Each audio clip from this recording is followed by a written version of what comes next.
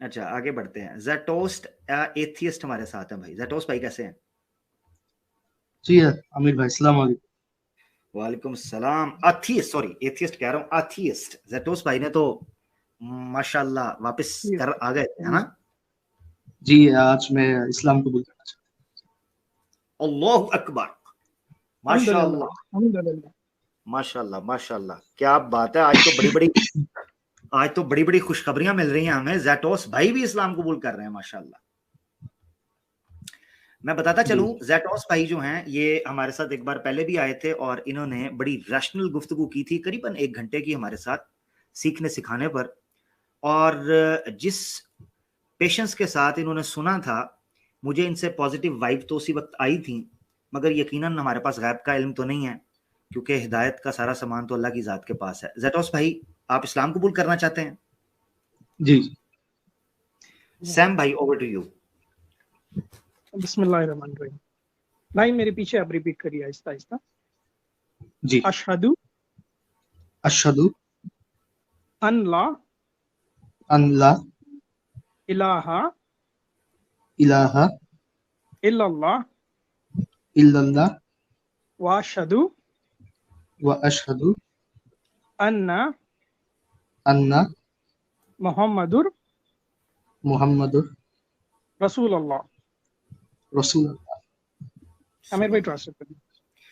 ज़ेटोस भाई, मैं गवाही देता हूं मैं गवाही देता हूँ कि नहीं है कोई माबूद कि नहीं है कोई माबूद सिवाय अल्लाह के, सिवाय अल्लाह के, और मैं गवाही देता हूं और मैं गवाही देता हूँ कि मोहम्मद कि मोहम्मद सल्लल्लाहु अलैहि वसल्लम सल्लल्लाहु अलैहि वसल्लम उसके रसूल और बंदे हैं। उसके रसूल और बंदे। अल्हम्दुलिल्लाह, अल्लाह माशाल्लाह। वेलकम मेरा भाई ज़ेटोस भाई, माशाल्लाह। जी, मुबारक मेरे भाई। से कुछ बातें करनी थी। जरूर जरूर, जी। Over to you. सबसे पहली चीज़ कि इस्लाम जो है वो मुझे अट्रैक्ट इसलिए करती है क्योंकि मैं मानता हूँ कि इस्लाम जो है वो एक बहुत ही डिसिप्लिन वाला रिलीजन है। मतलब शायद ही कोई और रिलीजन इतना डिसिप्लिन होगा कि ऑलमोस्ट आपके लाइफ के हर एक एस्पेक्ट को जो है इस्लाम कंट्रोल करती है। कैसे सोना है, कैसे खाना है, कैसे नमाज पढ़ना है, 5 वक्त अपनी नमाजें पढ़नी है। तो ये जो डिसिप्लिन है ये मुझे काफ़ी अच्छी लगती है इस्लाम की। और एक छोटा सा इंसिडेंट मैं शेयर करना चाहता हूँ कि हम लोग कॉलेज में पढ़ते थे। तो मेरे कई सारे मुसलमान दोस्त भी थे।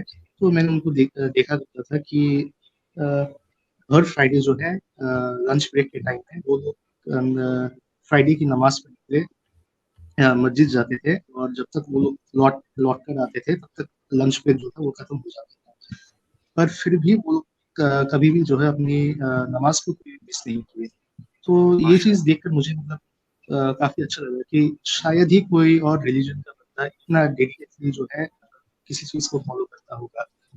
माशाअल्लाह। और यही जो है एक डिसिप्लिन क्रिएट करती है एक इंसान के लाइफ में। जब आप में वो डर होता है, जब आप में वो एक्चुअल बिलीफ होता है, तब जाके वो चीज़ क्रिएट होती है धीरे धीरे। क्योंकि आप किसी हिंदू को देखेंगे तो शायद ही आपको कोई ऐसा हिंदू मिलेगा जो इतना डेडिकेट होगा अपने रिलीजन को लेकर।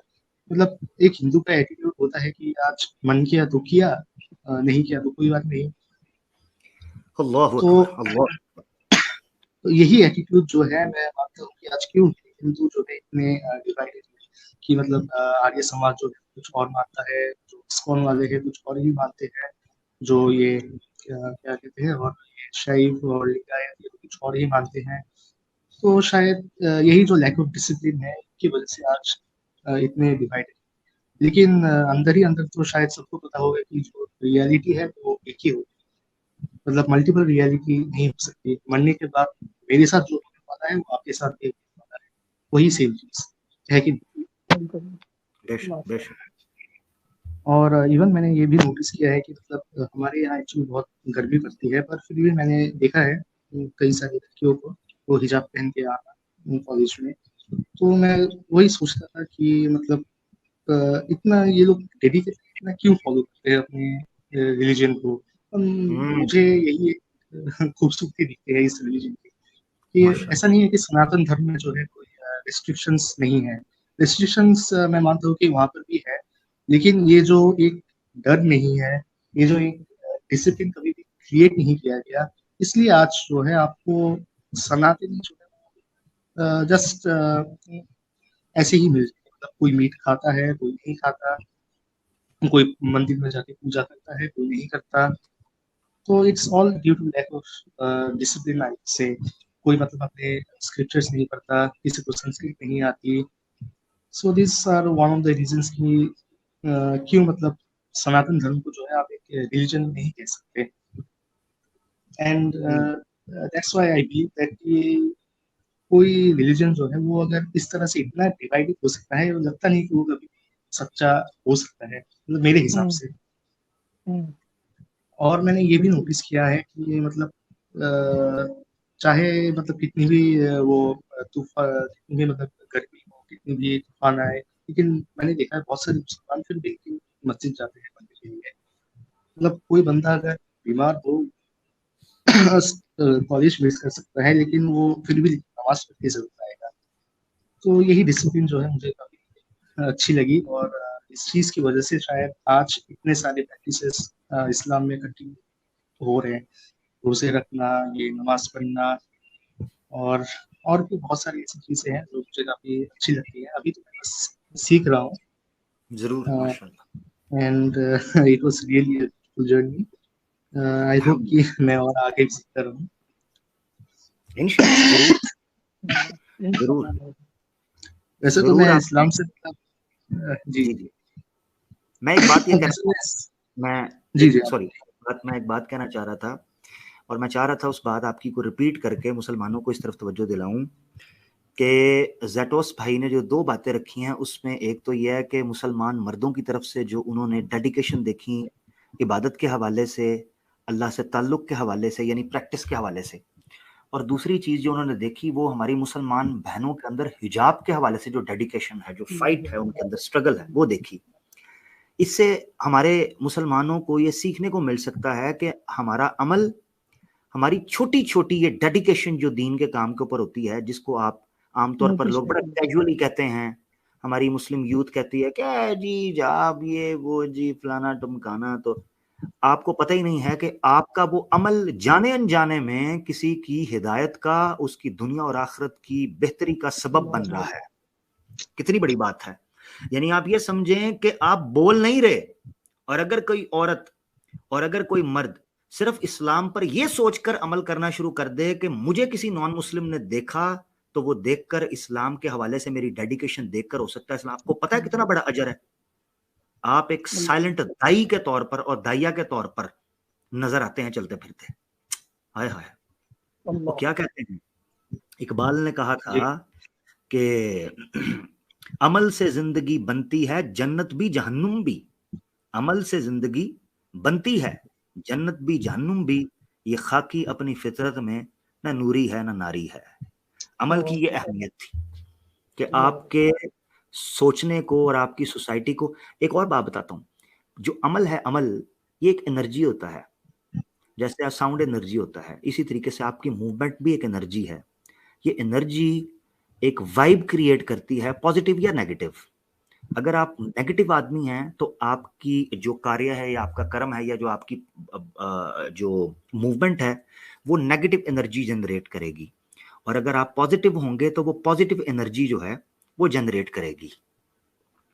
तो ज़ैटोस भाई ने जिस एनर्जी को फील किया अपने सराउंडिंग में, वो पॉजिटिव एनर्जी थी, और उसकी वजह भी एक थी कि ज़ैटोस के अंदर पॉजिटिविटी थी।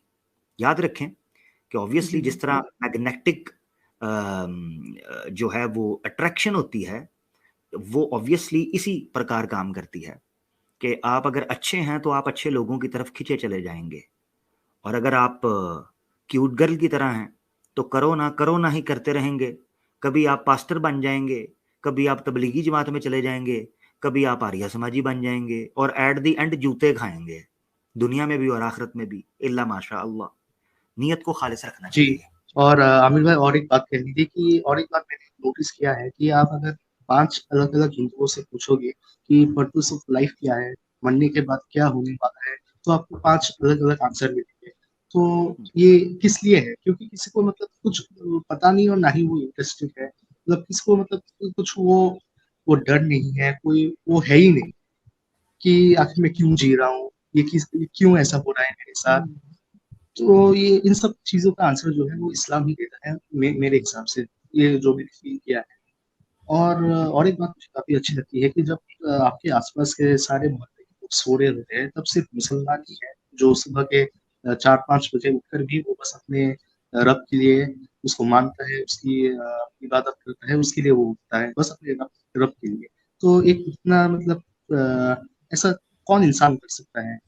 तो जो मतलब अपने रिलीजन बहुत डेडिकेटेड हो, जो मतलब एक्चुअली में मानता हो कि हाँ, यही सच्चाई है, बस वही इंसान जो है ऐसे करने के लायक कि मतलब सुबह कितनी भी मतलब ठंडी क्यों ना हो, कितनी भी नींद क्यों ना आ रही हो। मैंने देखा है, मेरे बहुत सारे दोस्त अच्छे तरीके से मुसलमान हैं, तो वो लोग ऐसा मुझे बताते थे और मैंने खुद भी देखा है।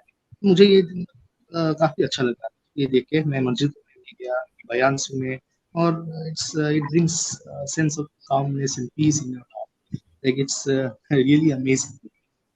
तो अभी तो मैं एक मुसलमान बन गया हूँ और इंशाल्लाह अभी आप मैं अपनी जर्नी को ये समझ कंटिन्यू लें, अभी आप ये समझ लें कि आपका सफर जो है वो शुरू हो गया अल्हम्दुलिल्लाह। अब आप ये जी, बड़ा समुंदर है कि जिसके खजाने अब आप पर हैं कि आप जब चाहें इन खजानों की तलाश में गोता लगाएं, डाइव करें और जितना गहरा जाएंगे उतना मोती तलाश करें और अपनी ज़िंदगी को संवारें, अपनी सोसाइटी को संवारें, अपने पेरेंट्स के साथ अच्छा ताल्लुक रखें, अपने इर्द गिर्द लोगों के साथ अच्छा ताल्लुक रखें, इंसाफ और अदल के साथ चलें, ना किसी के साथ ज्यादती करें, ना अपने साथ ज्यादती होने दें। ये उसूल है हमारा शुरू से। ना हम किसी के साथ गलत करेंगे और ना किसी को किसी के साथ या अपने साथ गलत करने देंगे। यही प्रैक्टिकल रियलिटी है दुनिया की। हम वो नहीं हैं कि एक तमाचा गाल पर करो तो दूसरा आगे कर दें। This is not practical, sorry. जी, ऐसे यस, हम सर्वाइवल नहीं कर। इस्लाम की खूबसूरती ये है कि इस्लाम एग्जेजुरेशन नहीं करता। कुरान में अल्लाह ताला कहते हैं अहले किताब से कहो ला तगलू फी दीनिकुम, अपने दीन में गुलू मत कर दो कि जो प्रैक्टिकली पॉसिबल ही नहीं है वो करना शुरू कर दो। जी हम संत साधु जंगलों में निकल जाएं, पत्ते खाएंगे, गारों में चले जाएंगे, शादियां नहीं करेंगे। ना ना ना ना ना, इस्लाम कहता है कि आपने ये दुनिया की जिंदगी जो अल्लाह ने दी थी इम्तिहान था, इसको जीना है, सोसाइटी की बेहतरी के लिए जीना है, यहाँ हक के लिए जीना है, यहाँ मजलूम की हिफाजत के लिए जीना है, यहाँ अल्लाह की दुनिया में उस निज़ाम को कायम करने के लिए जीना है। हाँ, जी, जी, अल्लज़ी खलक़ल मौत वल हयाता लियब्लुवकुम अय्युकुम अहसनु अमला। सूरह मुल्क की आयत दूसरी में अल्लाह फरमाते हैं कि अल्लाह ही तो वो ज़ात है जिसने जीवन और मृत्यु को तख्लीक किया, इसको क्रिएट किया ताकि वो जान सके कि तुम मामला क्या कर रहे हो, यहाँ पर जीवन कैसे गुजार के जाते हो। लियब्लुवकुम, ताकि वो जान सके, यानी आजमा सके तुम्हें, पहचान सके तुम्हें कि तुम जिंदगी कैसे गुजारते हो। और बड़ी एक बड़ी बात बात। मैं कहना चाहता हूँ कि जो सनातन में है, मैंने ओपन ऑनलाइन मैंने देखा है, वो लोग कहते हैं कि सनातन धर्म it's a way of life, Hinduism एक रिलीजन, इट्स धर्म, इट्स वे ऑफ लाइफ। लेकिन एक्चुअल में अगर आप ग्राउंड रियलिटी देखेंगे तो it's I feel that it is Islam which is the way of life. मतलब ये आपको डिक्टेट करती है कि आपको कैसे नमाजें पढ़नी है, कितनी बार पढ़नी है, क्या खाना है, क्या पहनना है, क्या कहाँ घूमना है, नहीं घूमना है। मतलब like dictates almost every sphere of your life. It's the beauty of the religion. I feel it's literally a way of life. अल्हम्दुलिल्लाह, और लिटरली यस। मैं आपको यहाँ तक बताता हूँ, आप वॉशरूम है ना, वॉशरूम जाने के लिए आपने स्टेप कौन सा लेना है। आप शूज पहन रहे हैं तो कौन सा पहले पहनना है, शूज उतार रहे हैं तो कौन सा उतारना है। ठीक है, यानी ये जी, चीजें जी, बज़ाहिर ये सेकुलर और लिबरल्स को इस तरीके से लगता है कि ओह हाँ क्या बात है जी, इस धरती के इस सृष्टि का निर्माण करने वाले को क्या पड़ी थी। वो सृष्टि का निर्माण करने वाला तुम्हारी छोटी सारी बुद्धि की तरह नहीं सोचता। ठीक है, वो इस एक माँ होती है, माँ वो 4-5 बच्चों के लिए खाना बनाती है, एक ही टाइम के ऊपर सबको प्यार से नवाले परोसती है, खाना परोसती है। ये माँ है, एक घर की छोटी सी धरती में, छोटी सी गली में रहने वाले घर के अंदर रहने वाली वो माँ। तुम उस ईश्वर की तुलना अपनी छोटी सी बुद्धि और उस निर्बुद्धि के तर्क से करते हो हैं। जनाब वो कैसे करता है, उसको ये हक हासिल है, उसके पास ये पावर है कि वो हर इंसान को जीने का सलीका दे सके। अच्छा, एक और चीज, ये गलतफहमी तब हुई और सनातन धर्म बड़ी बड़क मार के सनातनी ये कहते हैं जी इस्लाम रिलीजन है, हमारा धर्म है। अब मजे की बात आपको बताता हूँ, पूरा कुरान खंगाल जाए जैटोस भाई, 114 सूरतें हैं, ठीक है ना, पूरा कुरान खंगाल जाए, हदीसों के जखीरे उंडेल दें, इस्लाम को किसी जगह पर भी मजहब कहकर पुकारा ही नहीं गया। मजहब है जी appropriate word, equivalent word religion का अरबिक के अंदर। इस्लाम को कहा गया दीन। दीन का मतलब पता क्या? दीन का मतलब होता है way of life, exactly, code of life, उसको दीन कहते हैं। तो कुरान में अल्लाह ताला कहते हैं इन्न दीना इंदल्लाहिल इस्लाम वमन यब्तगी गैरल इस्लामी दीनन फलन युक़बल मिन्हु। जो लाइफस्टाइल है वो इस्लाम है, दीन है, उसके अलावा कुछ भी नहीं है। तो दीन एक ऐसे निजाम को कहते हैं जो आपका कंप्लीट कोड ऑफ लाइफ जो है या कंडक्ट ऑफ लाइफ जो है वो आपको दे सके फॉर योर जीवन से लेकर, यानी जन्म से लेकर मरने तक, वो आखिर तक आपको दे सके। तो ये वो आपने बिल्कुल हकीकत सही कहा। जो इस्लाम बिल्कुल आपको देता है। ठीक कहा आपने। और एक बात मैं कहना चाहता हूँ कि अगर मैं मानता हूँ कि अगर कोई मुसलमान बनता है तो वो ना ही इस दुनिया में कुछ होता है, ना ही वो आखिरत में मरने के बाद वो कुछ होता है। क्योंकि आप मान भी ले कि अगर इस्लाम जो है वो झूठा है, इस्लाम जो है वो ऐसा कुछ जन्नत जहान्नम ऐसे कुछ एग्जिस्ट नहीं करता, और सनातन जो है वो सच्चा है, यानी कि रिइंकार्नेशन वो लोग जो मानते हैं वो सच्चा है। फिर भी अगर आप देखिए, it's win win situation for the Muslims, I believe कि आप अगर मर भी गए और आपको पता चल गया इस्लाम जो है वो झूठा है, मैक्सिमम आपके साथ क्या होने वाला है? आप एक जानवर बन के पैदा होंगे, आप एक इंसान बन के पैदा होंगे, आपको कुछ याद नहीं रहेगा कि आप पिछले जन्म में क्या थे। So I see that it's a win situation for us. Like आप ये बात ये बिल्कुल सच है। तो आप अगर मुसलमान बनते हैं, आप ना अपनी दुनिया आप खोते हैं, ना ही आप अपनी आखिरत जो है वो खोते हैं। अगर इस्लाम सच्चा निकला तो देन आप तो सब कुछ खो बैठेंगे, आपके पास और चारा रहेगा ही नहीं। हिंदुइज्म जो है वो आपको एक सेकेंड चांस देता है, लेकिन इस्लाम जो है वो नहीं देता, ये आपको याद रखनी चाहिए। तो जबरदस्त, मैं कहूंगा कि यस, जबरदस्त। आप जो है इस्लाम को न्यूट्रली आप सर्च करें, आप उसको जो है कबूल करें और उसी के रास्ते में चले। आपकी लाइफ जो है वो डिसिप्लिन होने वाली है, आपको जो है खुद भी अच्छा लगने वाला है, और it brings positive vibes in yourself. क्योंकि इससे ना ही आपकी आखिरत जाएगी, ना मरने का कोई भय नहीं रहेगा, ना ही आपकी जो दुनिया है वो उसमें कठिनाई आएंगी। हाँ, एक बात है कि इस्लाम में रिस्ट्रिक्शंस है बहुत सारे, लेकिन अगर आप देखें तो उस रेस्ट्रिक्शंस में भी आपके ही फायदे।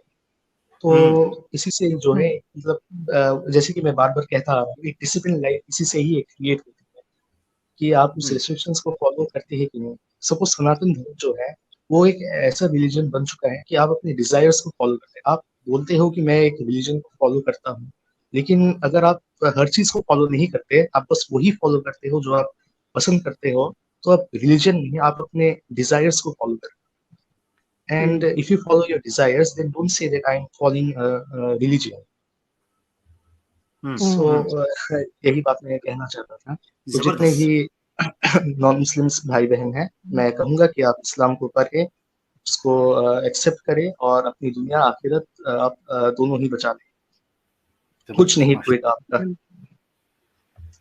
माशाल्लाह, माशाल्लाह, जबरदस्त जैटोस भाई। अल्लाह ताला आपके अल्फाज को मुबारक करे और जो लोग नॉन मुस्लिम सुन रहे हैं वो आपके एक्सपीरियंस से सीखें, ये हमारी दुआ है। और आप भी सेटोस हम भाई, आपने ईमान ताज़ा कर दिया सेटोस भाई। ऐसे कुछ खूबसूरत पॉइंट्स बोले आपने, मेरा ईमान ताज़ा हो गया भाई। जज़ाकल्लाह खैर, बहुत बहुत शुक्रिया अल्हम्दुलिल्लाह, सर। ठीक है जैटोस भाई। इस्लाम। वालेकुम जी सलाम। ठीक है, अपना ख्याल रखिएगा और राब्ता कीजिएगा इंशाल्लाह, जरूर अपना ख्याल रखें। जी सर। Take care. वालेकुम सलाम, टेक केयर। जैटोस भाई हमारे साथ थे जी। कुछ लोग नीचे कमेंट कर रहे थे कि जैटोस भाई के साथ जो पुरानी बात हुई है वो कहाँ है, तो जहां तक मुझे याद पड़ता है उसका क्लिप मेरे चैनल पे तो नहीं है, मगर एक चैनल है तालिबे इल्म मीडिया, तो तालिबे इल्म मीडिया के ऊपर वो क्लिप गालबन 1 घंटे की गुफ्तगू है जैटोस भाई के साथ। इन्होंने पूछा था मुझसे कि आप इस्लाम की को कैसे प्रूव करेंगे कि इस्लाम सच्चा है। तो करीबन 1 घंटे की बात हुई थी, उसमें बड़ी अच्छे तरीके से जैटोस भाई ने मुझे सुना भी और मेरे साथ चले चीज़ों को, और बड़े लगा मुझे कि बहुत सिंसियर हैं। उस वक़्त तो इन्होंने किसी किस्म का ऐसा इज़हार नहीं किया था कि ये मेरी बातों को कैसे ले रहे हैं और कैसे समझ रहे हैं, मगर अल्हम्दुलिल्लाह आज वो आए हैं तो अल्हम्दुलिल्लाह उन्होंने अपनी स्टडी की होगी, मैं नहीं कह रहा मेरी वजह से, अल्लाह ताला का कमाल है ये। तो वो अगर चूँकि वो नीचे कमेंट में 3-4 बार एक भाई थे, उन्होंने कहा कि वो गुफ्तगू किधर है, तो वो तालिब इल्म मीडिया एक चैनल है, बड़ी अच्छी वीडियोज़ वगैरह वो एडिट करते हैं, उनको भी आप देखें। तो उस पर मैंने देखा कुछ दिन पहले मेरी नज़र पड़ी है, पता नहीं शायद आज या कल में पड़ी थी नज़र, तो वो वीडियो मेरे सामने आई थी जिसमें ये सारी 1 घंटे की गुफ्तगू ज़ैटोस भाई के साथ हमारी है, वो सुनने से ताल्लुक़ रखती है, जिस किसी को शौक हो एक न्यूट्रल तरीके से इस्लाम की तरफ आना समझना। एक मैं ये बात करना चाहता था, इसके बाद मैं सैम भाई की राय लूँगा। दूसरी चीज़ ये है कि इसमें कोई शक नहीं है कि जब एक इंसान मोमिन बन जाता है ना, तो उसके दिल के अंदर तस्कीन पहुँचाने के लिए या सुकून देने के लिए मुख्तलिफ आर्ग्यूमेंट्स उसकी नज़र में आते हैं। जिस तरह ज़ैटोस भाई ने भी रखा कि मैं एक न्यूट्रल आदमी हूँ, रैशनल आदमी हूँ, मैं देखूँगा मैं कोई फ़ैसला करने जा रहा हूँ, कोई निर्णय ले रहा हूँ, उस निर्णय के नतीजे में मुझे नुकसान होगा या फ़ायदा होगा, इसमें कोई ऐब नहीं है। जैसे उन्होंने एक आर्ग्यूमेंट रखा, तो उन्होंने कहा कि ये सोचा जा सकता है कि भई अगर मैं इस्लाम कबूल करता हूँ, तो मैं विन-विन सिचुएशन में हूँ, ठीक है? विन-विन सिचुएशन में हूँ, क्योंकि अगर इस्लाम सच्चा है, तो मेरी दुनिया भी बच गई और आखिरत भी बच गई, और अगर खुदा न खास्ता इस्लाम झूठा है, तो सनातन धर्म मुझे दूसरा मौका दे देगा, ठीक है? उन्होंने कहा कि अगर सनातन धर्म सही है, वो ऑब्वियसली उस बैकग्राउंड में बात कर रहे थे, उस कॉन्टेक्स्ट में। मगर जैसे-जैसे आपका ईमान बढ़ता जाता है ना, तो फिर आप अभी मैं उनको नहीं कह रहा, क्योंकि ज़ैटोस भाई का लेवल और है अभी। जैसे-जैसे आपका ईमान बढ़ता है ना, तो आप फ़ायदे और नुकसान से बढ़कर अल्लाह से, ईश्वर से मोहब्बत में इस कदर मज़बूत हो जाते हैं कि फिर आपके नज़दीक फ़ायदे और नुकसानात बहुत नीचे रह जाते हैं। मैं ये नहीं फिर कह रहा कि फ़ायदे और नुकसान के बारे में सोचना ये कोई गलत बात है या ये स्वार्थ है, नहीं, नहीं। सनातनी कई दफ़ा कहते हैं जी आप स्वार्थी हो गए हैं, आप स्वार्थी हैं। इंसान की फ़ितरत में है स्वार्थी होना, ठीक है? सेल्फिश हो जाना बाज़ औक़ात। सवाल ये है कि क्या वो स्वार्थ के अंदर नुकसान तो नहीं कर रहा? किसी इंसान का, किसी का हक तो नहीं मार रहा? इस्लाम यहाँ तक पाबंदी लगाता है। सर्वाइवल का हक हर इंसान को है। अपनी ज़िंदगी के बारे में फ़ैसला करने के एतबार से सेल्फिश मिसाल के तौर पर मैं जहन्नम में नहीं जाना चाहता, मैं जन्नत में जाना चाहता हूँ। इस मामले के अंदर मैं स्वार्थी हूँ? हाँ, हूँ। फिर क्या? क्या दुनिया के अंदर तुम स्वार्थ के काम नहीं करते? दुनिया के अंदर क्या तुम ऐसी रोड से जाओगे जहां तुम्हें पता नुकसान होगा? तो क्या स्वार्थी हो? सेफ्टी है। तो स्वार्थी होना उसी जगह पर ये फिट बैठता है जहां आप सिर्फ और सिर्फ दूसरे को नुकसान पहुंचाकर या दूसरे के खिलाफ जाकर सिर्फ अपने फायदे की, अपने पक्ष की बात करो। मगर जहां आपको फायदा हो रहा है, किसी दूसरे को नुकसान नहीं हो रहा, आप उसके ऊपर अपना फायदा ले सकते हो। ये एक बीइंग अ ह्यूमन मैं एक बात कर रहा हूँ। तो ये चीज़ थी जिसको समझना बड़ा ज़रूरी है कि इंसान की फितरत को अल्लाह ने ऐसे बनाया कि वो फ़ायदे की तरफ लपकता है और नुकसान से बचना चाहता है। इसीलिए कुरान में अल्लाह ताला ने कहा था कि जो फ़ायदा हासिल करना चाहता है और नुकसान से बचना चाहता है, तो ये है। वो जन्नत में चला जाए और जहन्नम से बच जाए, वो फलाह पा जाएगा। जैसे एक वन लाइनर है कि वमन ज़ुहज़िहा अनिन नार व उदखिलल जन्नह फ़क़द फ़ाज़। जो बंदा जहन्नम से दूर कर लिया गया और जन्नत में डाल दिया गया, फ़क़द फ़ाज़, यही हकीकत में कामयाबी है। लोग कामयाबी किस चीज़ का नाम समझते हैं? 4 पैसे कमाना, खूबसूरत बीवी आ जाना, फर्माबरदार बच्चे आना, अपना घर हो, अपना बिज़नेस हो, अपनी सवारी हो, और जनाब हर साल में 1 महीने का फ़ॉरेन वेकेशन हो, और जनाब दुबई से शॉपिंग हो, और जनाब नाइट क्लब वीकेंड के अंदर हों, दारू में टल्ली-टुन होकर बीवी घर में हो और बाहर गर्लफ्रेंड हो। ये सनातनियों की ये आइडियल लाइफ़ है, श्री कृष्णा स्टाइल में। ये आइडियल लाइफ़ है जी। क्या ड्रामा है? हैं?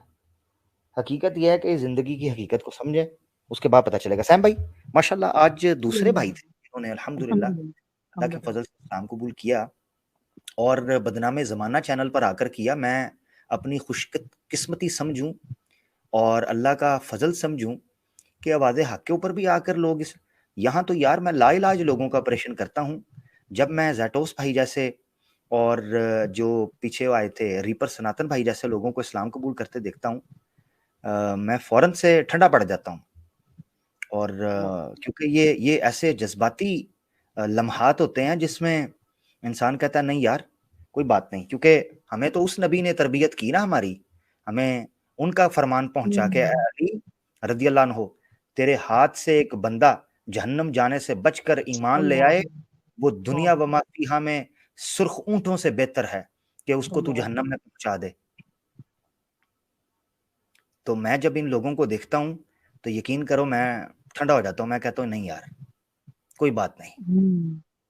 मगर दुख इस चीज का होता है, ये हमारे कानों में जब इनकी वो आवाजें पड़ती हैं जिसमें ये अल्लाह के रसूल, कुरान, अल्लाह की गुस्ताखियां करते हैं, वो लम्हात होते हैं जिस वक्त फिर हम अपने आप को संभाल नहीं पाते। इनको पता ही नहीं है हमने कब तुम्हें रोका था। सनातनियों, अगर मेरी बात सुन रहे हो तो थोड़ा ठंडा दिमाग में पानी डालो। हमने तुम्हें कब रोका था कि अल्लाह पर एतराज ना करो?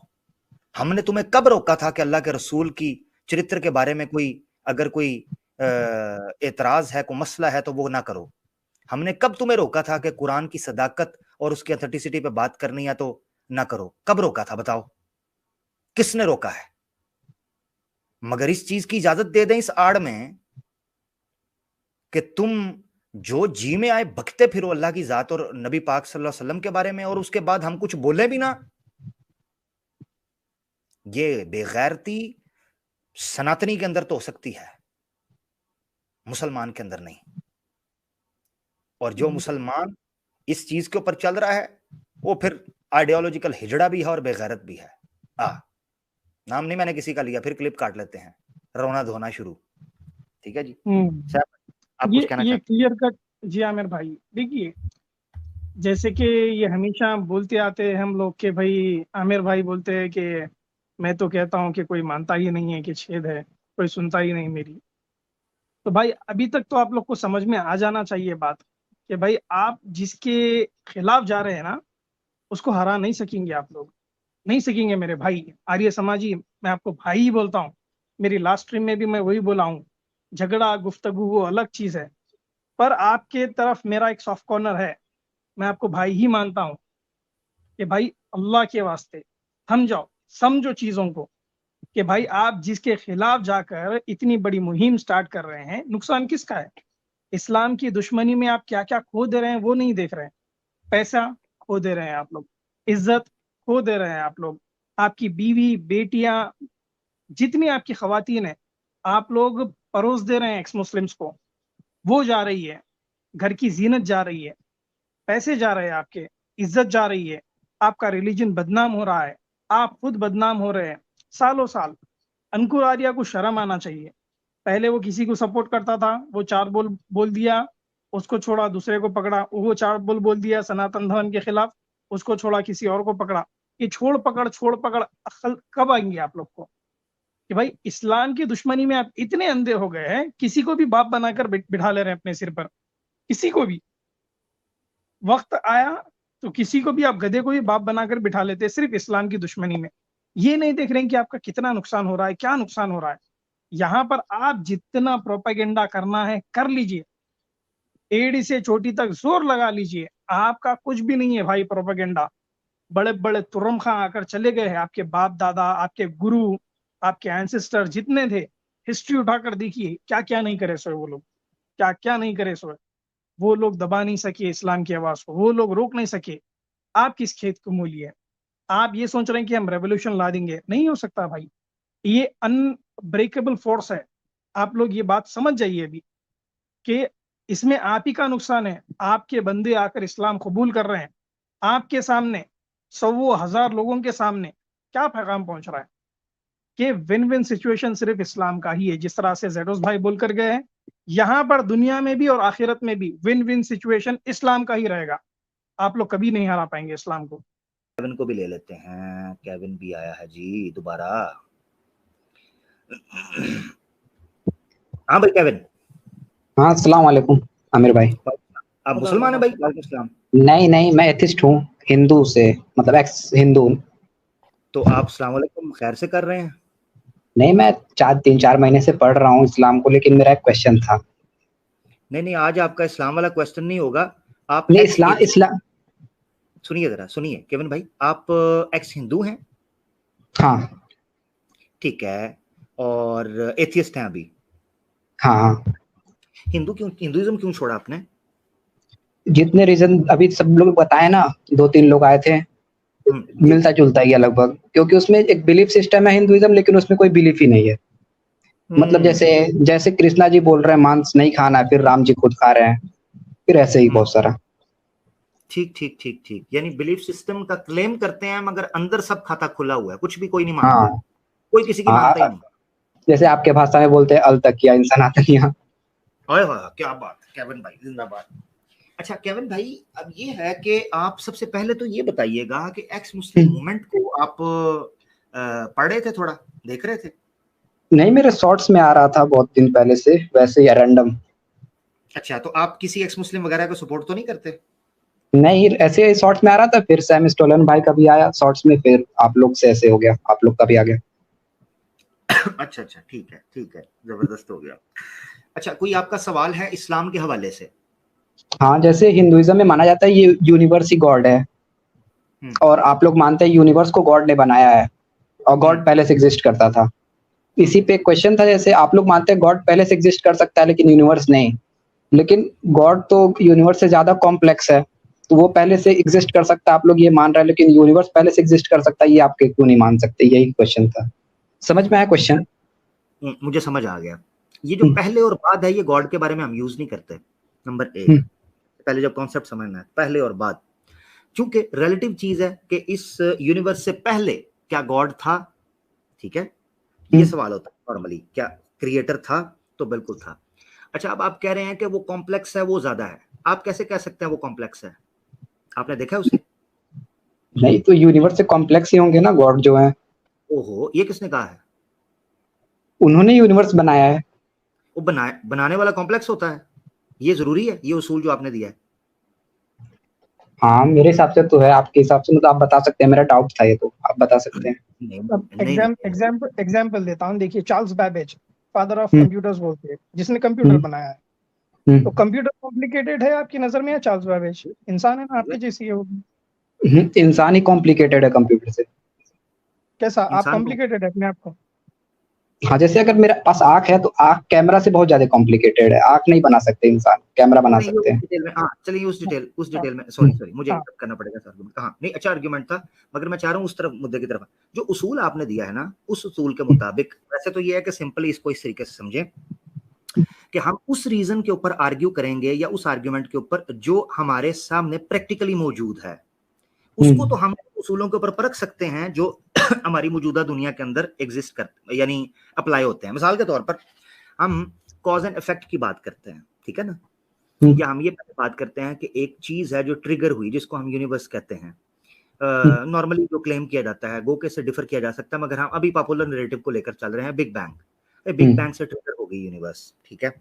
मगर ये है कि ये जरूरी है कि इसका ट्रिगर करने वाला कोई हो, वो जब जो उसके बारे में जब हम बात करेंगे ना, तो उसको सामने लाना जरूरी होगा।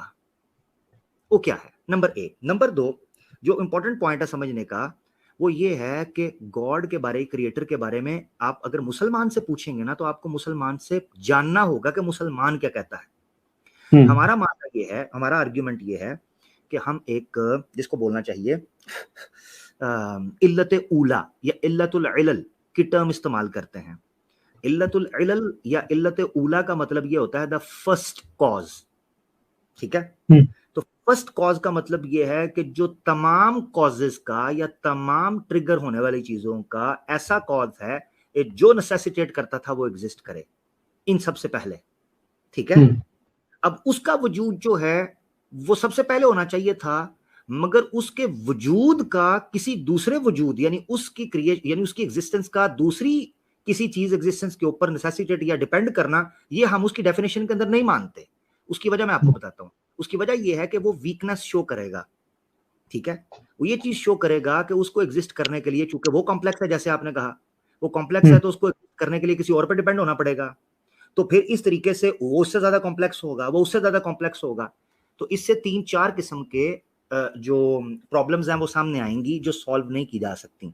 नंबर एक कि हमें गॉड की डेफिनेशन के अंदर थोड़ी सी अमेंडमेंट्स करनी पड़ेंगी। ये मानना पड़ेगा कि गॉड वीक हो सकता है, नंबर 1। नंबर 2, लिहाजा जारी बात है वीक होगा तभी वो किसी पर डिपेंड करेगा। नंबर 2, हमें ये मानना पड़ेगा कि इनफाइनाइट रिग्रेस जो है वो एग्जिस्ट कर सकता है, जबकि ये प्रैक्टिकली पॉसिबल नहीं है। Otherwise there is no reason कि हम एग्जिस्ट कर सकें। अगर हम ये मान लें कि कोई कॉम्प्लेक्स बॉडी भी है, वो दूसरे पे डिपेंडेंट है, वो तीसरे पे डिपेंडेंट है, तो कभी भी कोई भी कॉम्प्लेक्स बॉडी एग्जिस्ट ही नहीं कर सकती।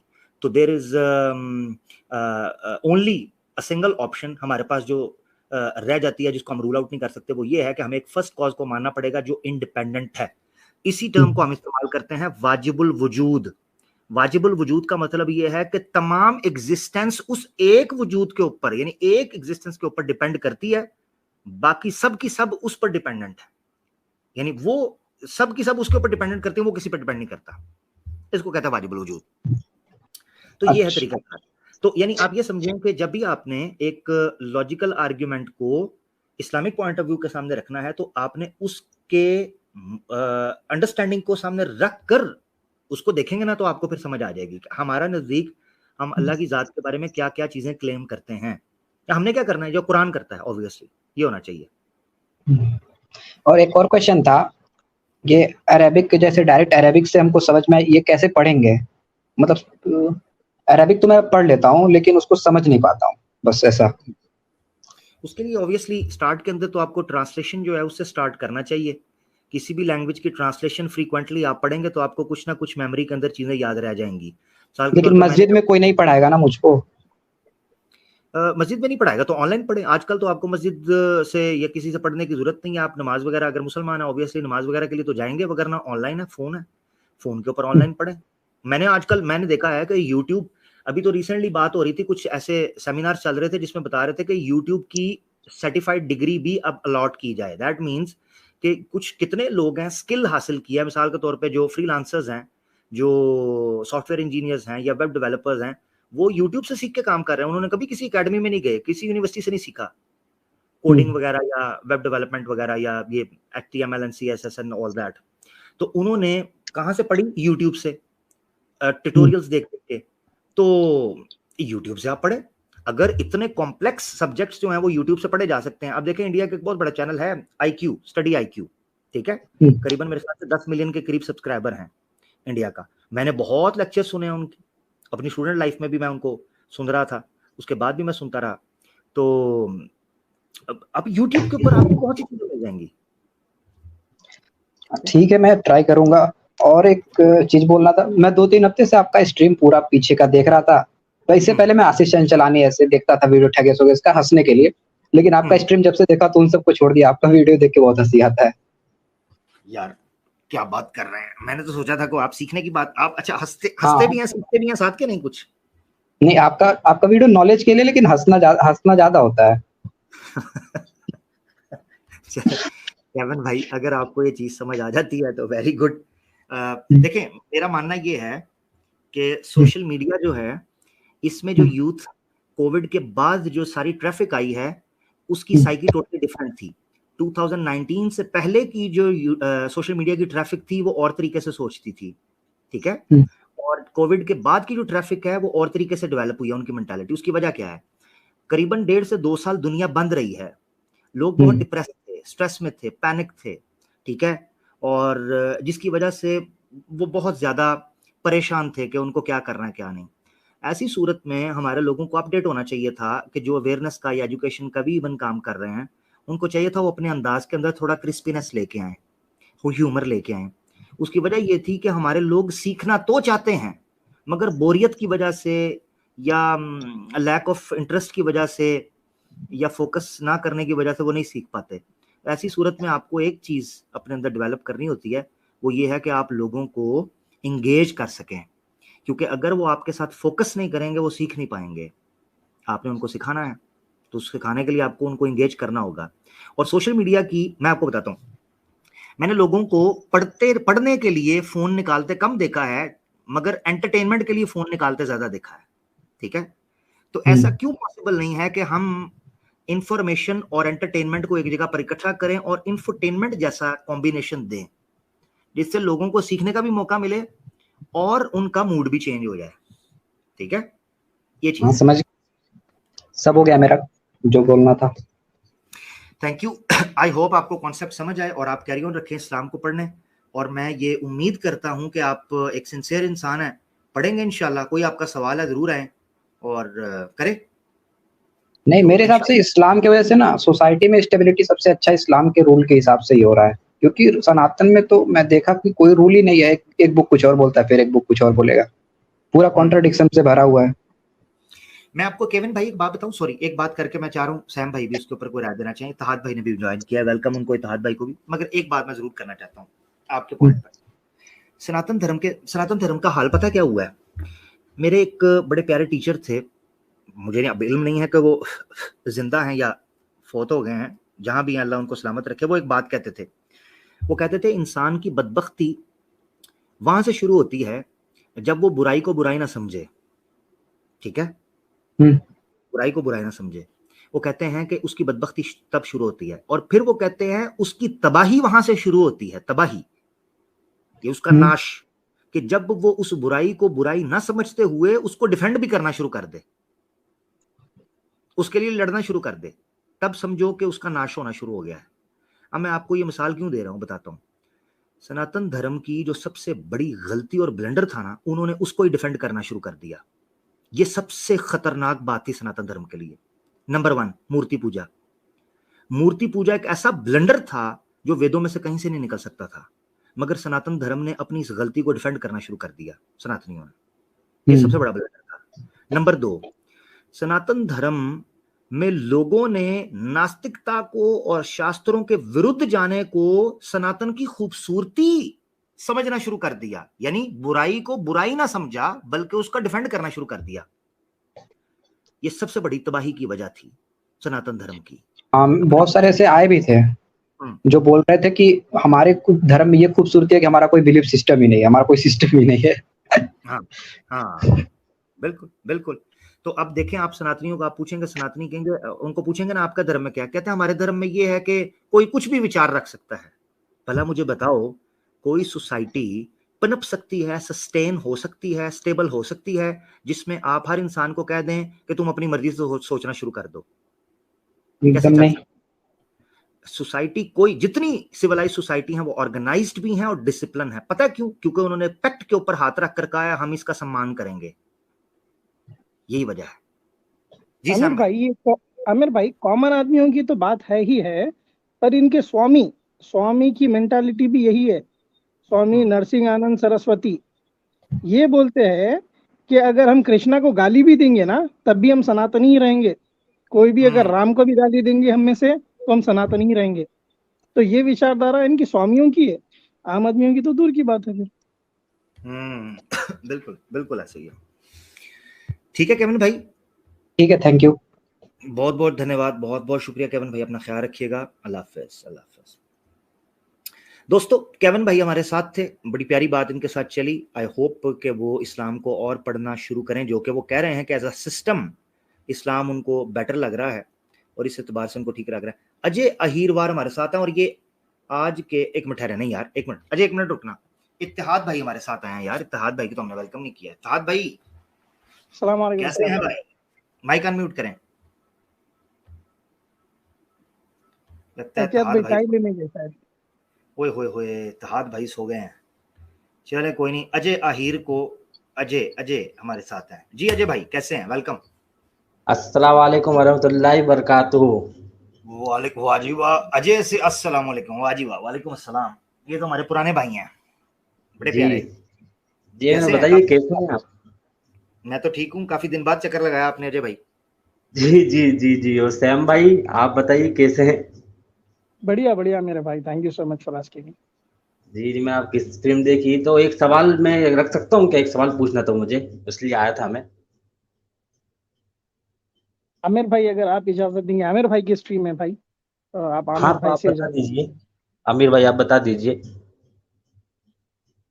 वैसे तो देखिए भाई, ये स्ट्रीम जो चल रही है अभी वो एक्स मुस्लिम्स के लिए है, और ये आपने तो देखा होगा कि आमिर भाई की भविष्यवाणी जो है आज सच होने के ऊपर आ गई है, और सच हो गई है ऑलमोस्ट।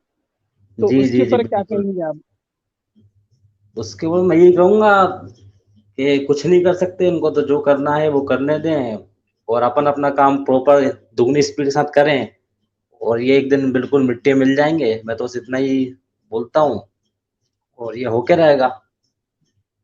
जी, और ये इनको सपोर्ट करने वाले देखिए, ये आर्य समाज ही है, इनको क्या ये बताएंगे फिर आप?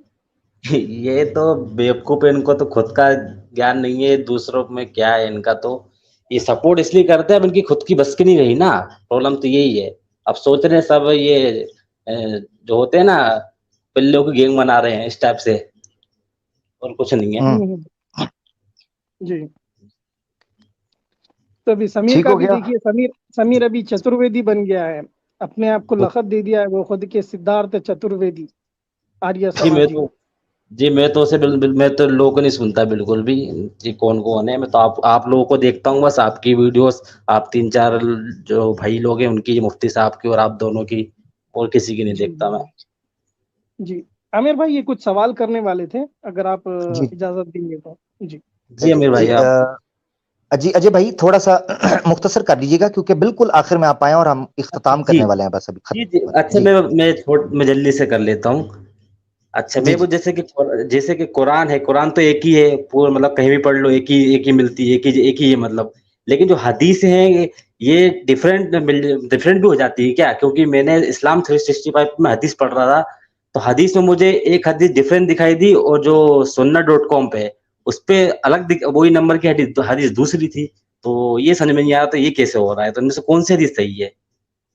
अच्छा, होता ये है, हदीस होते हैं उसके होते हैं तुरुक। तुरुक होते हैं कि आप एक जगह पर एक नंबर दिया जा रहा है तो दूसरी जगह पर दूसरा नंबर होता है, नंबर एक। जी एक तो इसका जी तरीका ये हो जाता है। दूसरा ये हो जाता है कि जो नंबरिंग होती है, सुना.com की नंबरिंग सही मुस्लिम की और होगी, इस्लाम 360 में दो तरह की नंबर है। मिसाल के तौर पर एक नंबर होता है जिसको दारुस्सलाम की इंटरनेशनल नंबरिंग के तौर पर याद किया जाता है, दारुस्सलाम की।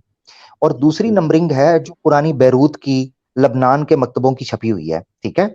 या मकतबा चेंज हो गया, मकतबा से मुराद ये है कि पब्लिशर, प्रकाशक जो है अच्छा वो चेंज हो जी गया। जी तो अगर प्रकाशक या पब्लिशर चेंज हो जाता है, या उसका जिस बुक सेंटर से वो छपी है वो चेंज हो जाती है, तो ऐसी सूरत में नंबरिंग चेंज हो जाती है, नंबर एक। अच्छा नंबर दो, दूसरी जो वजह चेंज की होती है ना, वो चेंज की वजह ये होती है कि तुर्क चेंज हुआ।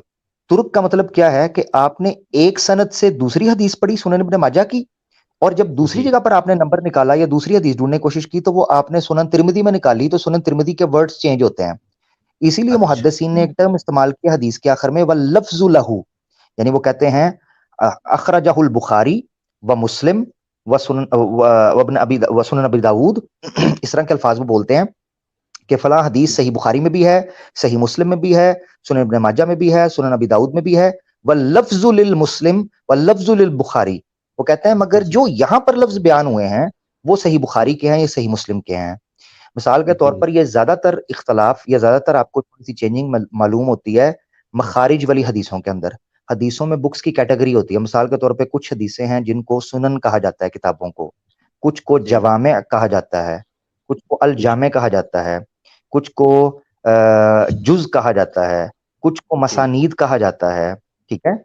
अच्छा, फिर कुछ होती हैं जिनको मखारिज कहा जाता है, जैसे जी मुश्कात मसाबी है, या बुलूगुल मराम है, या रियाजुस सालिहीन है। ये वो हदीस की किताबें होती हैं जिनमें पिछली सनद को गिराकर सिर्फ हदीस को और उसके रेफरेंस को कोट किया जाता है। ऐसी जगहों के अंदर भी ज्यादातर आपको फील होता है कि अल्फाज चेंज हुए हैं, जबकि वो अल्फाज हकीकत के अंदर चेंज नहीं होते, वो शॉर्ट कर दिए जाते हैं मखारिज वगैरह की हदीसों के अंदर, ठीक है। जी तो ये हो जाता है हदीसों के अंदर। इसका तरीकाकार ये है कि हदीसों का जो सब्जेक्ट है वो थोड़ा सा कॉम्प्लेक्स है। वो कॉम्प्लेक्स इसलिए है कि उसकी छांटी बड़ी जरूरी थी करना, ठीक है, उसकी तो छांटी बड़ी मतलब जरूरी थी। तो इनमें से मतलब अच्छी, मतलब सही हदीस कौन सी रहती है? एक तो सही बुखारी मुस्लिम रहती है, और ये और कौन सी रहती है इसमें? इस्लाम से सिस्टम में जितनी थी वो सबकी सब सही होती है क्या? नहीं नहीं नहीं, इस्लाम 360 जस्ट एक ऐप है, उसका सही जी और ज़ईफ से कोई लेना देना नहीं है। वो ऐसे ही समझे अच्छा जैसे हम स्ट्रीम यार्ड के ऊपर अभी बात कर रहे हैं, जी अभी ये एक ऐप है ना, एक ऐप के थ्रू। तो इस्लाम जी जी 360 एक ऐप है, एक अच्छी काविश है, उसमें आपको हदीसें मिल अच्छा जाएंगी। सही और ज़ईफ का तरीकाकार ऐसे नहीं होता कि हम आपको लिखा पढ़त में एक बता दें। हाँ, उलामा ने, मुहद्दिसीन ने रिसर्च की है, जैसे इब्न हजर अस्कलानी आए, इमाम जी ज़हबी आए, जी इमाम दारकुतनी आए, इमाम जी इवन इमाम बुखारी आया, जिन्होंने रवायतों की सेहत और ज़ौफ़ के जी ऊपर बात की। तो ये आते गए। अब रिसेंटली जो गुजरे उनमें एक बड़ा नाम नासरुद्दीन अलबानी साहब का था, शुएब अल अरनाऊत का है, अहमद शाकिर का है, और ये बड़े बड़े नाम थे। और पाकिस्तान के अंदर ज़ुबैर अली ज़ई साहब का नाम लिया जाता था चंद बड़े लोगों के अंदर, और उनके एक दो शागिर्द भी हैं जिन्होंने हदीसों की तहकीक के ऊपर काम किया। खैर बहरहाल वापस आते हैं जो आप बात कर रहे हैं। तो उन लोगों ने जिन हदीसों को सही या ज़ईफ कहा है, उन पर भी हम हतमी हुक्म नहीं लगाते।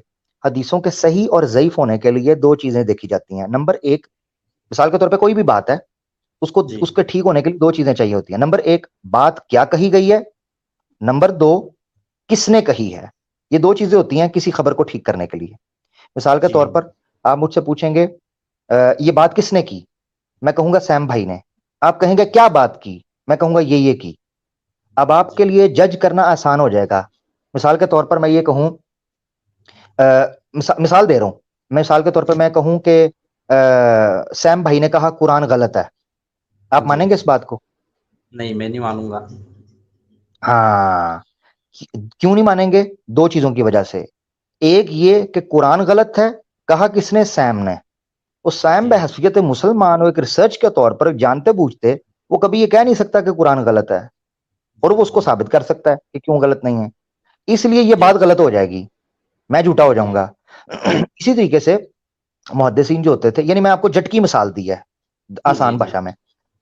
मुहद्दिसीन क्या करते थे कि वो सनद भी देखते थे और उसका मतन भी देखते थे। वो सनद देखते थे कि आया जिस बंदे की तरफ ये कहा जा रहा है उससे मिली हुई है कि नहीं मिली हुई, उसका उस्ताद है, शागिर्द है, या उसको कितनी देर सुना, कैसे सुना, उसकी पूरी डिटेल आपको बड़ी बड़ी किताबों के अंदर मिल जाएगी। सियर अलाम नुबला है, तकरीबुत तहदीब है, तहदीबुत तहदीब है, तहदीबुल कमाल है, इंटरनेट में मिल जाती है, मगर अरबी के अंदर है। मिजानुल एतदाल जो है इमाम ज़हाबी की, उसका तर्जुमा मैंने देखा है, मुझे नहीं पता दूसरी का किसी का तर्जुमा है कि नहीं। मिजानुल एतदाल का तो मैंने देखा है उर्दू में, हिंदी का नहीं है, हिंदी में भी काम नहीं हुआ। इंग्लिश में भी नहीं होगा। तो क्या हुआ? इंग्लिश में इंग्लिश में नहीं, इंग्लिश में मेरे इल्म में नहीं। हो सकता है, हो सकता है किया हो काम, मेरे इल्म में नहीं है। चलिए कोई नहीं, शुक्रिया तो आपका बहुत। हाँ, इसको इस तरीके से चेक करें कि आप एतमाद कर सकते हैं। जिस हदीस के बारे में आपको इशू हो, आप उलमा से, स्कॉलर से पूछ लें। अगर आपको तसल्ली ना हो तो आप मज़ीद रिसर्च करते रहें, और आहिस्ता आहिस्ता चीजें, कोई भी नई चीज होती है वो सीखने में समय लगता है, ऐसा ही है ना? ठीक नहीं, वो मैंने एकदम से देखा ना, क्योंकि कुरान तो एज इट इज सेम हमेशा रहा है, लेकिन ये हदीस मैंने देखी थोड़ी सी है, या मुझे सही मतलब ऐसा लगा कि यहाँ कुछ और लिखा, यहाँ कुछ और लिखा है, तो इसलिए मैंने उसकी आपसे वजह पूछा। ना उसकी वजह हदीस के अंदर एक चीज बयान की, एक इल्म बयान किया जाता है जिसको कहते, यानी एक टर्म बयान की जाती है जिसको कहा जाता है रिवायतुल, बोला जाता है रिवायत बिल लफ्ज और रिवायत बिल माना। ठीक है, ये दो टर्म्स बोली जाती हैं। रिवायत बिल लफ्ज का मतलब होता है कि ये हदीस हू बहू ऐसे ही बयान हुई है, लफ्ज मोहम्मद सल्लल्लाहु अलैहि वसल्लम ने ऐसे कहे थे, अल्लाह के रसूल ने। और एक हदीस होती है तो कहते हैं रिवायत बिल माना, यानी कहा जाता है कि अल्लाह के रसूल का मफहूम था, मफहूम, अल्फाज नहीं, मफहूम। जब ये कहा जाता है ना कि ये हदीस रिवायत बिल माना है, यानी मफहूमन बयान की गई है, उसका मतलब ये होता है कि अल्फाज के ऊपर फोकस ना करें, उसके असेंस और मीनिंग के ऊपर फोकस करें, उसके मैसेज के ऊपर। और वो ज्यादातर ऐसी जगह पर होता है जहां कोई वाकया बयान किया हो। क्योंकि मैं मिसाल देता हूं आपको, यहां मैं एक किस्सा बयान करता हूं कि अजय भाई एक जगह पर गए, ऐसे ऐसे ये हुआ। अब मुझे अगर हजारों लोग सुन रहे हैं तो हजारों लोग अपने तरीके से उस वाक्य को बयान करेंगे, तो लफ्ज चेंज हो गए, वर्ड चेंज हो गए। मगर अजय भाई क्या आप ये कह सकेंगे कि चूंकि वर्ड चेंज हो गए लिहाजा ये मानने के काबिल नहीं है, ऑथेंटिक नहीं? नहीं, ऐसे नहीं होता। नहीं। तो लोग अपने तरीके से चीजों को एक्सप्लेन करते हैं, ये इंसान ऐसे ही शुरू से रहे हैं। मैंने अपने माता पिता से कोई बात सुनी होगी, मैं हूं बहू एक एक शब्द को, एक एक वर्ड को उस तरीके से नहीं ले सकता, थोड़ा चेंज करूंगा। मेन मकसद होता है मैसेज को पहुंचाना। ठीक है, तो हदीस के मामले के अंदर ये हुआ कि चूंकि ये अल्लाह के अल्फाज हम हदीसों को नहीं, अल्लाह का कलाम हम हदीसों को उस तरीके से नहीं मानते जैसे कुरान को मानते हैं। हमारा मानना यह है कि हदीस जो सही हैं, अल्लाह के रसूल से साबित हैं, उनका माना और मफहूम या उनका पैगाम अल्लाह की तरफ से था जो अल्लाह के रसूल को दिया गया। लिहाजा अल्फाज में तब्दीली हो सकती है। इसीलिए एक और टर्म इस्तेमाल होती है कि जब कोई मुहद्दिस हदीस बयान करता है खुतबे के अंदर भी या किसी किताब के अंदर, तो अगर उसको अल्फाज याद नहीं होते, वो कहते हैं औ कमा काला रसूलुल्लाह सल्लल्लाहु अलैहि वसल्लम। उसका मतलब ये होता है कि मैंने ये अल्फाज कह तो दिए कि अल्लाह के रसूल ने ऐसे कहा, मगर औ कमा काला रसूल सल्लल्लाहु अलैहि वसल्लम का मतलब ये होता है कि ये मैंने मफहूमन बयान किया है। अल्लाह के रसूल के अल्फाज हो सकता है डिफरेंट हो, मगर पैगाम यही था, मैसेज यही था। ठीक है, ये इस कहा जाता है कि हदीस के अंदर आया है कि अल्लाह के रसूल पाक सल्लल्लाहु अलैहि वसल्लम पर जिसने जानते बूझते झूठ बोला वो अपना ठिकाना जहन्नम में बला रहे। तो मुहद्दिसीन की एहतियात का ये आलम था कि वो जब भी ये कहने लगते थे कि अल्लाह के रसूल ने ये कहा, साथ कहते थे ओ कमा काला रसूलुल्लाह सल्लल्लाहु अलैहि वसल्लम, कि हो सकता है अल्फाज में थोड़ी तब्दीली हो। इसलिए हमारा मानना यह है कि हदीस के अंदर दो तरह के अल्फाज हैं। नंबर एक रवायत बिल लफ्ज और एक है रवायत बिल माना। रवायत बिल लफ्ज का मतलब यह है कि बिल्कुल हूबहू वही वर्ड आए। आपको हमसे सवाल पूछ सकता है कि वही वर्ड आए ये कौन सी हदीसें हैं, तो उसमें हम बयान करते हैं कि जिन अहदीस के अंदर नमाज का तरीका बयान किया गया या नमाज की दुआएं सिखाई गई जो तवातुर से मसनून साबित हैं वो रवायत बिल लफ्ज है। मिसाल के तौर पर दरूद के अल्फाज ये कुरान में नहीं आए, अल्लाहुम्मा सल्ली अला मुहम्मदिन वाल, मगर ये रवायत बिल लफ्ज हैं। अल्लाह के रसूल ने इतनी कसरत के साथ दुरूद इब्राहिमी को सिखाया कि इसका एक हरफ आगे और एक हरफ पीछे नहीं हो सका। हाँ, मुतद्दद दुरूद साबित हैं, मगर नमाज में सब दुरूद इब्राहिमी ही पढ़ेंगे। इसलिए ये रवायतें रवायत बिल लफ्ज हैं, यानी एक्यूरेट यही वर्ड अल्लाह के रसूल ने साहबा को सिखाया था। इसको हम मानते हैं रवायत बिल लफ्ज। इसी तरीके से सजदे की दुआएं हैं, रुकू की दुआएं हैं, अच्छा, फिर इसी तरीके से तशहुद है, और इसी तरीके से सलाम फेरने से पहले की दुआएं हैं। ये हम रवायत बिल लफ्ज मानते हैं। मुराद क्या है? ए टू जी वर्ड अल्लाह के रसूल ने ऐसे ही बयान किया। अच्छा, दूसरी ले लें रवायत बिल लफ्ज की दलील, यह है अजान। अजान के वर्ड कुरान के अंदर नहीं है, मगर अल्लाह के रसूल ने डिट्टो यही अल्फाज कसीर तादाद में मुसलमानों को बार बार सिखाए। इसी तरीके की आप मिसालें ले सकते हैं जिनको हम मानते हैं रवायत बिल लफ्ज। रवायत बिल माना होता है वाकयात जो आपको दर्जनों मिल जाएंगे। ठीक है, एक बात आपको बताता हूं, कोई कह सकता, मुनकर हदीस अक्सर इतराज करते हैं कि रवायत बिल माना को हम क्यों माने। उनको हम नात का बंद जवाब ये देते हैं, ये मुनकर हदीस के लिए फार्मूला सेट और कैप्सल है अगर कोई सुन रहा है तो।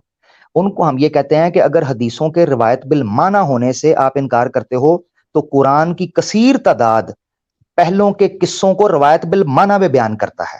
मिसाल के तौर पर मूसा अलैहिस्सलाम ने फिरौन के साथ अरबी में बात की थी, ईसा अलैहिस्सलाम ने यहूदी के साथ अरबी में बात की थी? नहीं, अपनी लोकल जुबान के अंदर। हाँ, तो फिर कुरान ने ये क्यों कहा कि अरबी में उन्होंने ये कहा मन अंसारी इलल्लाह, या मूसा अलैहिस्सलाम ने कहा? तो उस वक्त हम कहते हैं कि अल्लाह ने भी रवायत बिल माना का तरीका इख्तियार किया, लिहाजा रवायत बिल माना बिल्कुल हुज्जत है अगर वो सनदन मतनन रिवायतन और तस्दीक के एतबार से ठीक साबित हो जाए। अल्हम्दुलिल्लाह, तो कुरान भी रवायत बिल लफ्ज और रवायत बिल माना के तरीके को इस्तेमाल करता है। जी जी, ठीक है जी भाई, समझ गए। जी ये जी, सारी बहुत बहुत शुक्रिया। जी जी, बहुत बहुत शुक्रिया। और आमिर भाई, आप थोड़ी सी वीडियो को हो सके तो वीडियो की क्वांटिटी एक आध और बढ़ा दे, और सैम भाई भी एक आध हिंदुइज्म पे एक आध एक्स्ट्रा वीडियो बना दे, हफ्ते की 2 वीडियो, तो ज्यादा मजा आ जाए और ज्यादा हो सके तो। एक अजय है जो रोता रहता है और एक अजय है जो कह रहा बढ़ा दो। अच्छा, वो अजय माहिल कौन, वो आर्य समाज? हाँ, वो आर्य समाज का बेचारा लौंडा लपड़ा। अच्छा खैर अजय भाई, जी जी, काफी टाइम भी हो गया, मैं इजाजत लूंगा इस चीज पर, मगर आपको ये बता देता हूँ मैं थोड़ा सा कुछ अपनी निजी कुछ पर्सनल इश्यूज की वजह से मसरूफ हूँ, तो मैंने फोकस किया था कि किसी तौर पर भी मैंने मेक श्योर किया था मेरी फ्राइडे की स्ट्रीम कभी भी मिस ना हो। तो मैंने अल्लाह ताला से मैं शुक्र अदा करता हूँ कि उसने मुझे खास ये तौफीक दिया, उसकी तौफीक और उसकी मोहलत के बगैर ये मुमकिन ना था, वरना जिस तरह मेरी मसरूफियत बढ़ रही है इर्द गिर्द, मुझे नहीं लग रहा था, मैं डर रहा था कि कहीं मेरी स्ट्रीम्स स्किप होना शुरू हो जाएंगी और 5 रुपए को जो है ना, मैं सांस नहीं ले, इनको मैंने सांस नहीं लेने देना अल्लाह के हुक्म से, इंशाल्लाह इनको सांस नहीं लेने देना।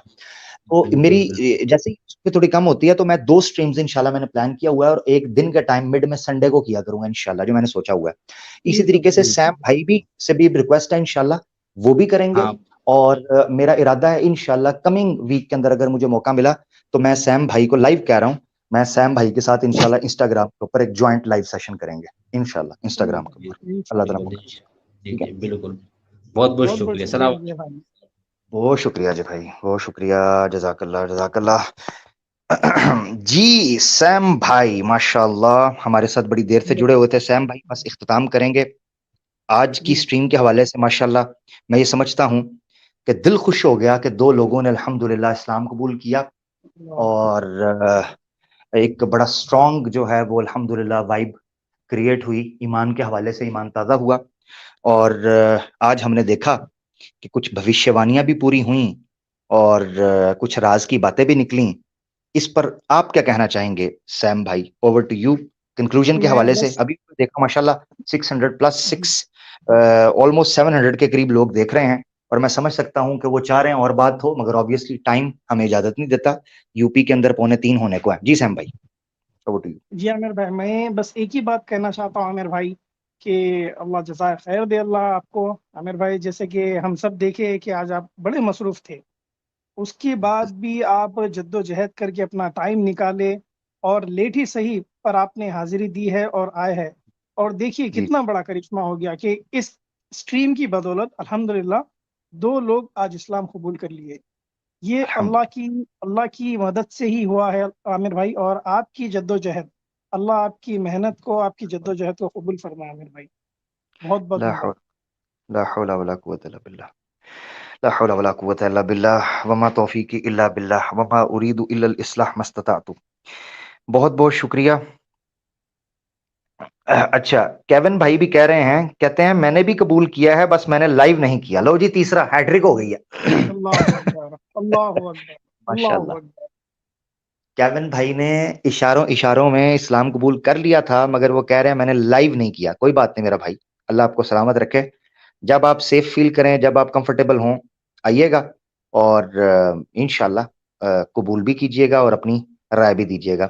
इसी चीज के साथ सैम भाई, बहुत शुक्रिया, आपने मेरा बड़ा साथ दिया, और यकीन करें आपकी मौजूदगी माहौल बना देती है, चार चांद लगा देती है। और सिविल वॉर यहाँ चल रही थी तो ये मंजर जो है आपसे मिस नहीं होना चाहिए था। तो अल्हम्दुलिल्लाह पाए, अल्लाह आपको जज़ाए खैर दे। जितने लोग सुन रहे हैं जनाब, बड़ी तादाद में लोग सुन रहे हैं, बात करना चाह रहे हैं, अल्लाह ताला आप लोगों को सलामत रखे। आज मुसलमानों से बात नहीं हो सकी, मैं स्पेशल एक स्ट्रीम, बल्कि मंडे को इस्लामिक अवेकनिंग के चैनल पर स्ट्रीम हो रही है इंशाल्लाह। मुझे उम्मीद है अली भाई से बात हुई थी तो शायद फाइनल हो जाएगी। मंडे को इस्लामिक अवेकनिंग पर स्ट्रीम है, बड़ा इंपॉर्टेंट टॉपिक है। इंशाल्लाह आई होप वो स्केड्यूल कर देंगे, तो वहाँ हमारे मुसलमान दोस्तों से भी इंशाल्लाह बात जरूर हो जाएगी। तो आज जो लोग जिनसे बात नहीं हो सकी वो गिला शिकवा ना कीजिएगा, बस दुआ में याद रखें। इंशाल्लाह मिलते हैं जनाब अगले प्रोग्राम के अंदर। तब तक के लिए आर्या समाजियों, लुंगी टाइट कर लो। अल्लाह हाफिज, अस्सलाम वालेकुम।